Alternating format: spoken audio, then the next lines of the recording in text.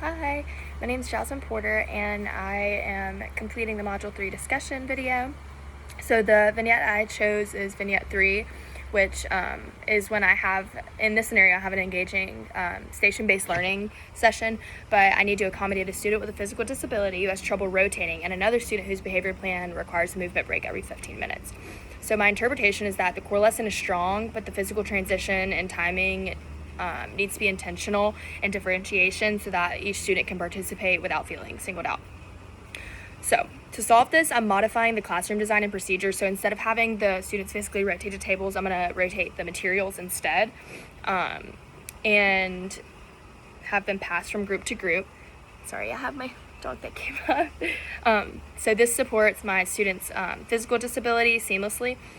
And then for my student who needs movement breaks, I'm using a behaviorist strategy with positive reinforcement paired with a digital timer on an iPad to track behavior. So when their 15-minute timer goes off, they'll receive a purposeful movement break by acting as the classroom material manager and transferring the light station folders to the next group.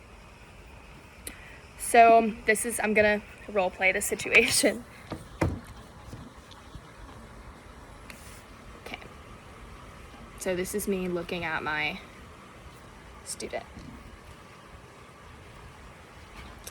Hey, I see your visual timer just buzzed. You did a fantastic job at staying focused on your station for the full 15 minutes. Because you hit your goal, you've earned your movement break.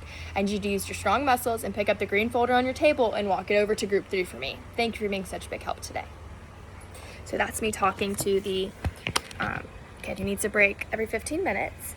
And that solved the issue of them having to move from group to group, and it gave the kid a break and assigned him or her a purpose that was beneficial to the whole plan.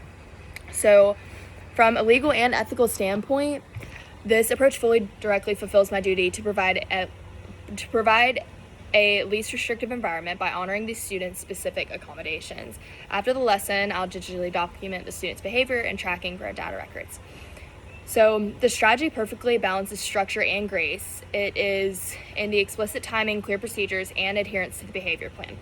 The grace is in the delivery, making accommodations feel like a natural, positive, and dignified part of our classroom community rather than a disruption, and giving them a purpose and setting them a goal and honestly giving them options so they feel like they are adding to the environment, they're adding to the successfulness of the activity.